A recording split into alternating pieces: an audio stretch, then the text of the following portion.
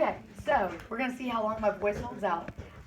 What we're going to be looking at is we're going to be looking at FDR and his New Deal program. So we know that Hoover comes in as president, and that's in 1928. Then the stock market crashes, and we're in the midst of the Great Depression, and he's in the wrong place at the wrong time.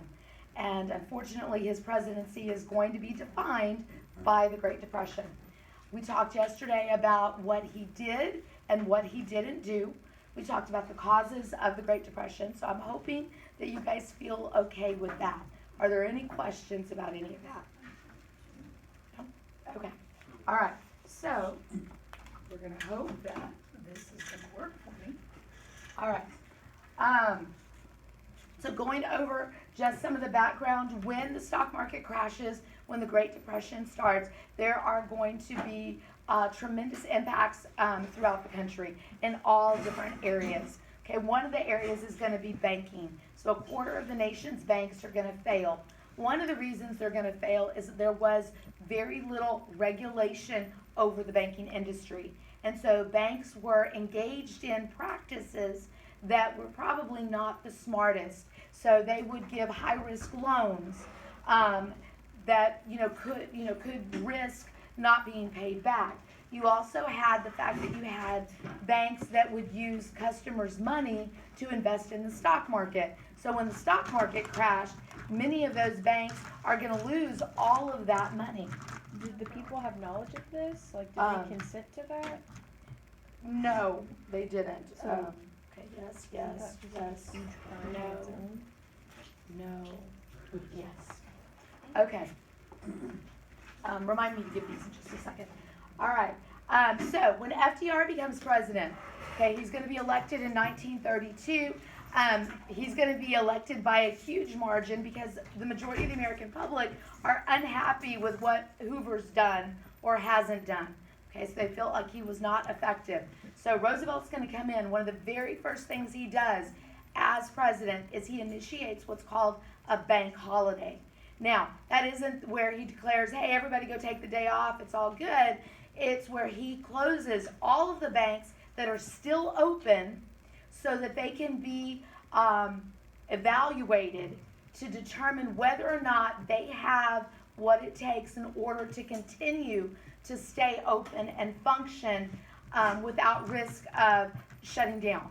Okay, so they're inspected. He sends in inspectors, and they inspect all of the banks to make sure that they're going to remain viable. Okay, because people have already lost huge amounts of money because their money was in the banks and banks closed.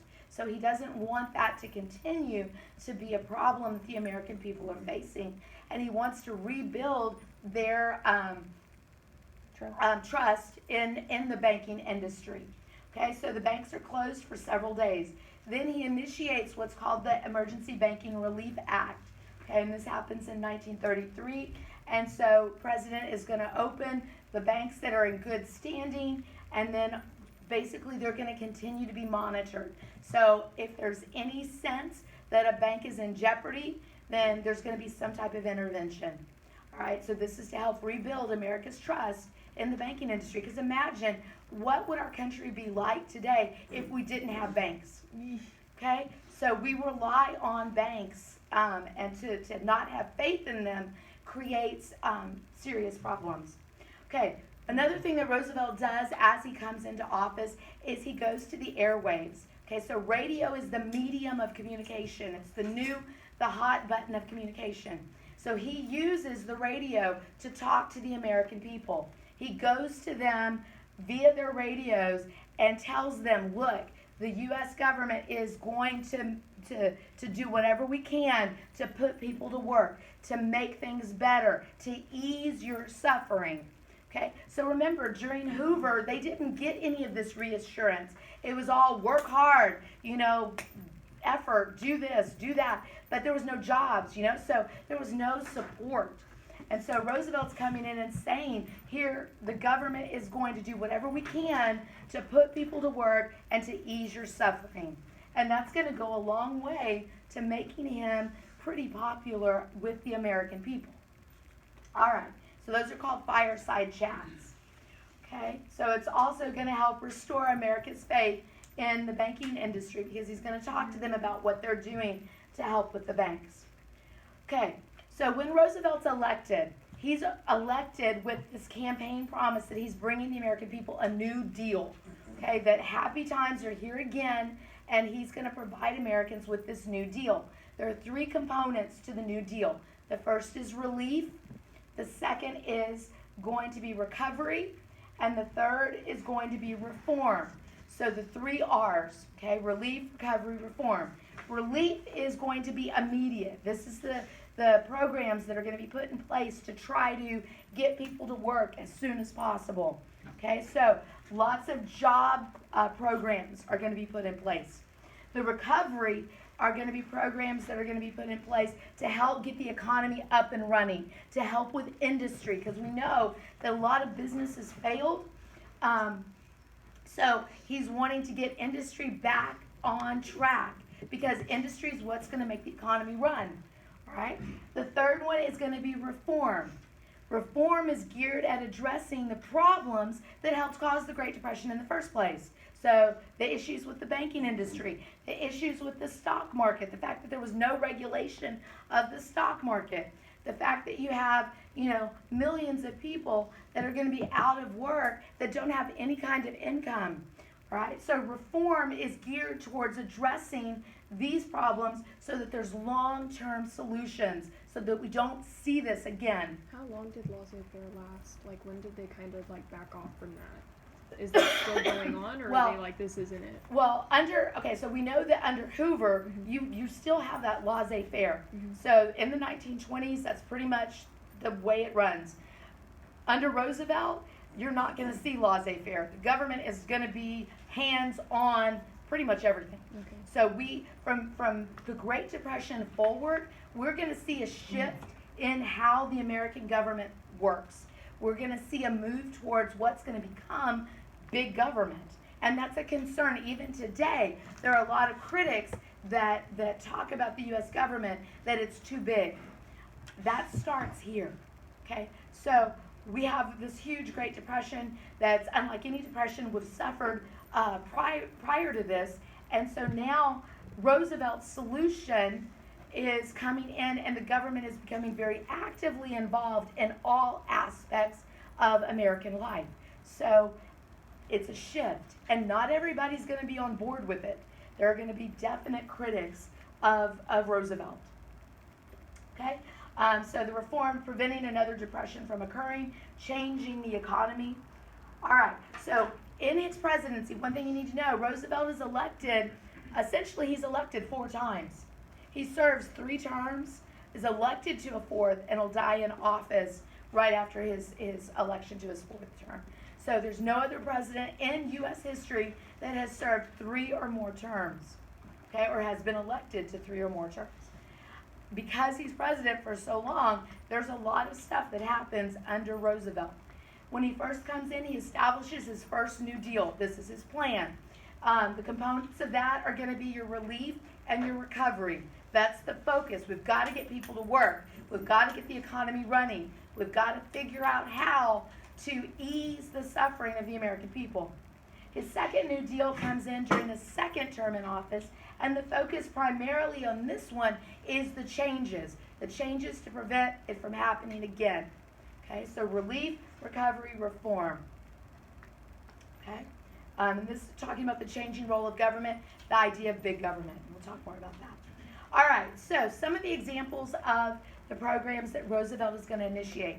A lot of people refer to Roosevelt's New Deal as the alphabet soup because there are tons of programs and they all have acronyms. So you have the CCC, the PWA, the WPA, TVA, all of these different acronyms that stand for something. So there's a handful that you're going to need to be familiar with. You're not going to have to know all of them, but there are several that you're going to need to know. Okay, the PWA, this is the Public Works Administration. So here, money is being provided to put people to work. So we're going to build schools, we're going to build roads, we're going to build bridges. All of that requires manpower. The government is funding it. Okay, when we talked about Hoover initiated some public works projects like the building of Boulder Dam, but he responded late in the game, and there was only just a couple. Roosevelt's going to come in, and there are going to be lots of different works programs across the country. So the idea is we're going to employ as many people as possible for as long as possible. Hoover operated with the attitude that the government doesn't give direct financial support, no direct aid to individuals. Okay, the government can't afford to pay for all of these programs. Okay, that was Hoover's mantra. But Roosevelt's going to come in, and he's going to have a different attitude. He's going to believe that the government has to operate at a deficit in order to get the economy running. We have to prime the pump. We have to put money into it so that it'll start to run. So all of these programs that we're talking about are funded by the U.S. government. And we're running with deficit spending, meaning we're spending more than is actually coming in tax dollars. Okay, so we're creating debt. Okay, not everybody wants to do that. Hoover was all about a balanced budget. Roosevelt's kind of like, you know what, we've got to do something, and we're going to try this and see if it works. All right, the CCC is another example. This is the Civilian Conservation Corps. The Civilian Conservation Corps is another works program. This one is designed for young men, ages about 18 to 24 or 25. And what would happen is they would be sent out to different parts of the country, and they would live in like labor camps. And so they would work, their housing would be provided, their food would be provided, and then they could send their money home to their families. Now, the conservation part of it is that the work that they did dealt with the environment. So they would be sent to national parks, and they would clean out brush and things like that to help prevent forest fires. Or they would be sent to the Great Plains region where the Dust Bowl had occurred, and they would plant trees. So all of the work that they did was environmentally supportive. It supported the environment, but it also provided jobs. Okay. All right. So planting trees, building parks, that type of thing. So were they not doing things like this beforehand, or were they just using less people and more machinery? You're talking about Hoover? Like, in sense of this job, because like nowadays we wouldn't really do that because we have machines and people controlling them that do this instead of having a big workforce come out and do it. So were they just, these weren't really like jobs yet, they were like, okay, we'll make up this job for y'all to do. Exactly, we created jobs. Okay, we just made it. Yeah, That's we cool. created jobs to put people to work. Okay. Okay, all right, the Tennessee Valley Authority, so the TVA. The Tennessee Valley Authority is an organization that was created, a program that was created, and it focused on that region, the Tennessee Valley region.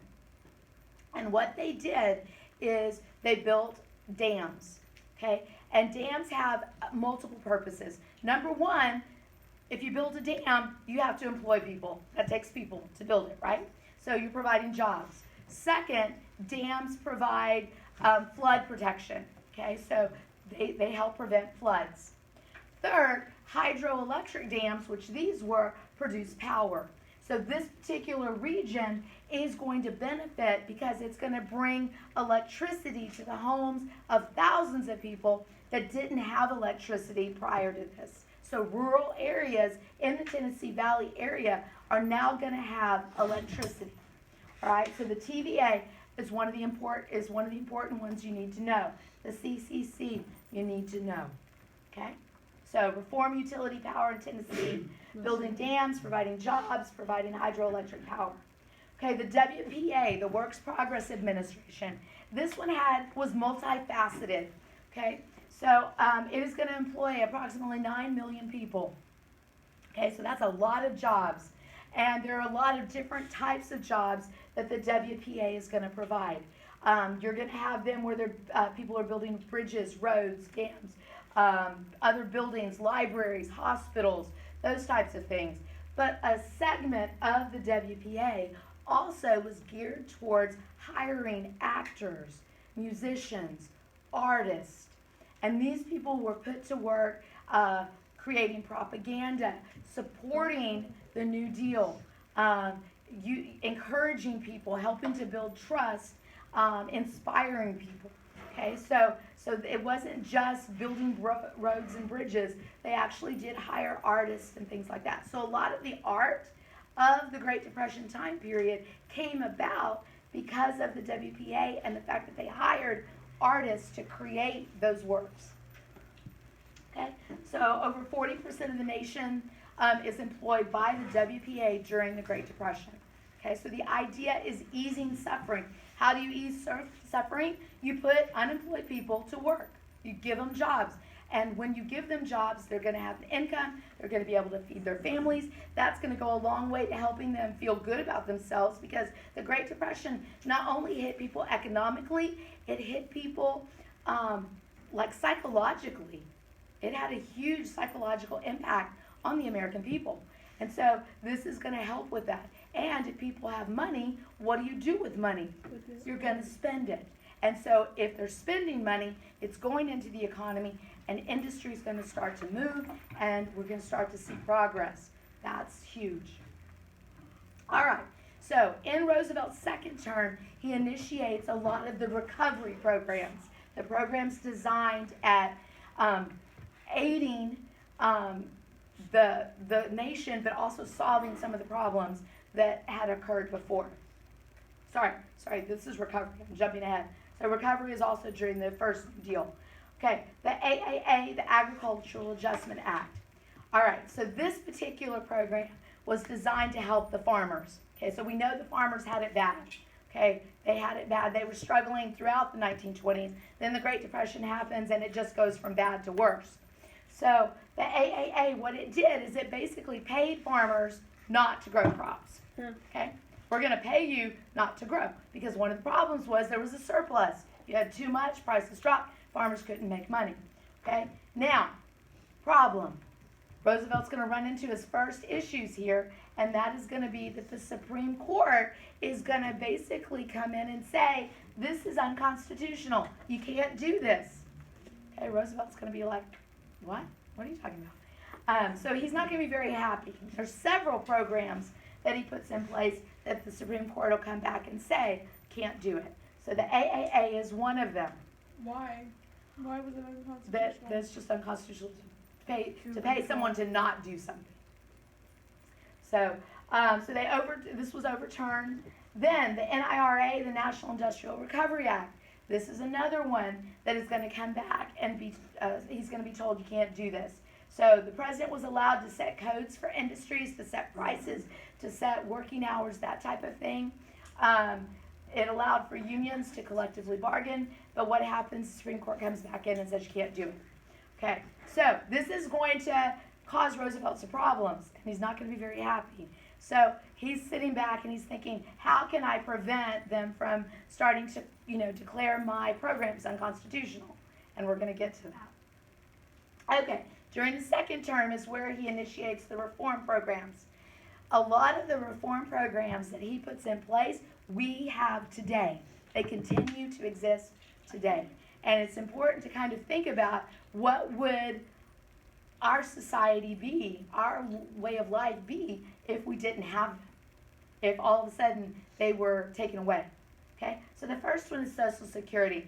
One of the groups that was hardest hit by the Great Depression are going to be your elderly, okay, because they're elderly, so they weren't working, okay, and so now for them to go out and try to find a job in their 70, 80 years old, that's not going to work. So the hardship on them was really, really difficult. So one of the things that happens is the Social Security Administration is going to be created, the Social Security Act. And so what this did is it's going to provide unemployment insurance.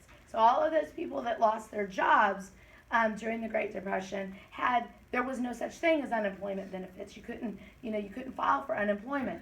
So they were just left, without. So this is going to provide unemployment insurance. It's going to provide pensions for retired people. Okay, so for your elderly, Social Security is a retirement pension. How many of you, have grandparents? How many of your grandparents get a Social Security check? Okay, that exists because of this program. So that retirement program to aid the elderly so that they have some type of income that comes in every month to support them when they're too old to actually go out and get a job. Okay? All right. The Wagner Act is another one, but we're not going to talk much about that one. You don't need to know that one. Okay, FDIC, another very, very, very important one. Okay, so the banks failed. Okay, a quarter of the nation's banks collapsed. All right, so people didn't have a whole lot of faith in the banking industry. So one of the programs created is FDIC, Federal Deposit Insurance Corporation. Your money in the banks is now going to be insured up to a certain dollar amount. So if something happens and all of a sudden your account's wiped out, that money is secured. You will get that money back. Okay? Today, if you go to Wells Fargo, you'll see an emblem like this, like on stickers and all over the place, that basically says this is an FDIC bank. We are insured. So you can put your money in this bank and feel confident. So, a number of years ago, when somehow somebody hacked into the bank and my account got completely wiped out, the bank replaced all my money. Okay? So my money was secured. It was insured. So that's going to help to build that trust in the banking industry. Okay? All right, the SEC. Another area that there were huge problems with that helped to lead to the problems of the Great Depression is going to be the stock market. There was no regulation of the stock market. That's why people could buy on margin. Really bad idea. Really bad idea. Don't know whoever thought borrowing money to buy stock that could go up or down was a good idea. I don't know. But people did it, and it backfired. So the SEC is created, the Security Exchange Commission. The stock market is now going to be regulated. Okay, there are going to be people that are going to oversee what is happening. This is to help to protect against fraud from insider trading, those types of things. Okay, today the SEC is active, and from time to time you'll hear stuff on the news about so and so was arrested and sent to jail for so many years for insider trading. Well, they got caught by the SEC. If you watch The Wolf of Wall Street and those types of movies, the SEC is involved in what's happening in those movies. Okay? So these are examples of reforms, things that are going to make long-term changes to help prevent future depressions like the Great Depression. Okay, so I told you, Roosevelt did not like the fact that the Supreme Court started making decisions about his programs and that they were unconstitutional. So what he decides is, you know what, I need a plan. I need a plan so that I can get people on the Supreme Court that are going to see things the way I do, so that they'll support my programs instead of tear them down. Now, the power of the president, one of the powers of the president is that he has the power to appoint Supreme Court justices. So if you have a Supreme Court justice that retires or that dies, the president has the power then to appoint someone to replace them. Okay? So Roosevelt has that power already. One of the things with the Supreme Court during this time period is you had a number of them that were old. Okay? They were 70 or over. So Roosevelt kind of thinks, you know what? If I could, add to the Supreme Court. So for every Supreme Court justice that's 70 or over, if I could add another younger Supreme Court justice, then I could probably turn things my way. So he proposes what becomes known as the court packing plan. Okay? So he wanted to influence the Supreme Court so that his programs didn't get thrown out. Okay? So for every judge over 70 that did not retire, he could appoint a new one. This would allow him to appoint up to 6 new Supreme Court justices during this time period. Okay? So that would definitely swing things in his favor. Okay, people are going to... Well, it doesn't happen. Congress would have had to, because you're changing the powers of the executive branch. And so that would have to be something that Congress would have to do. Well, it's not going to happen. Congress is like, no, because what that does is increasing the power of the executive branch, broadening the power of the president. And in many people's eyes, giving the president too much power. So this does not fly. It doesn't ever happen. And because he proposed it and was wanting to do it, it's going to cause a lot of criticism towards him. So there were those people that were critics of him to begin with.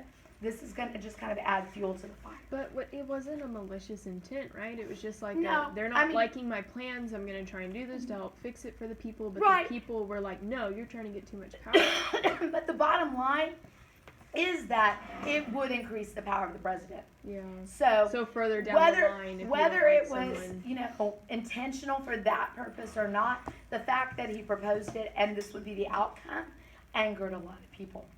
All right, so it created this fear of FDR moving into this position of a dictatorship. Now, one of the things you have to keep in mind is that everything that we're seeing happen with the New Deal is increasing the power of the federal government.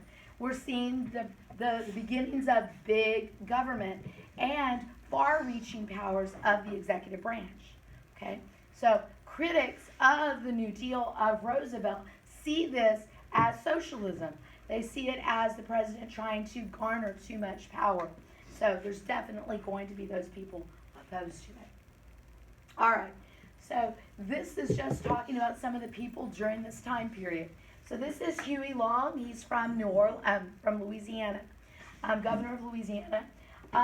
He had definite ideas about what should be done. He's going to become a critic of Roosevelt. Okay.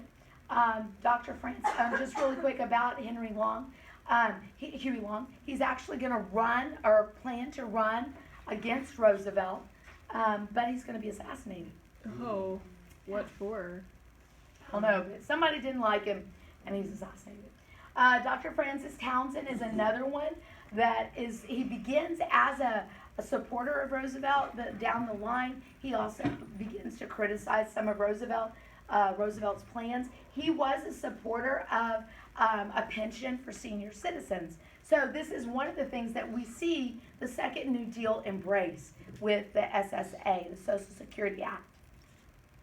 Okay. Father Charles Coughlin, he is a Catholic priest.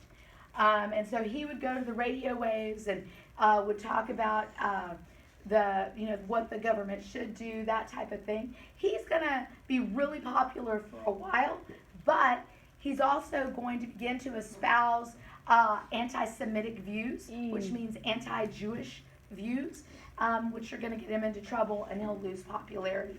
Okay, so he supported the New Deal initially, then he becomes a critic, and then he loses popularity because of some of the things that he says. He believed in that we should nationalize our banks.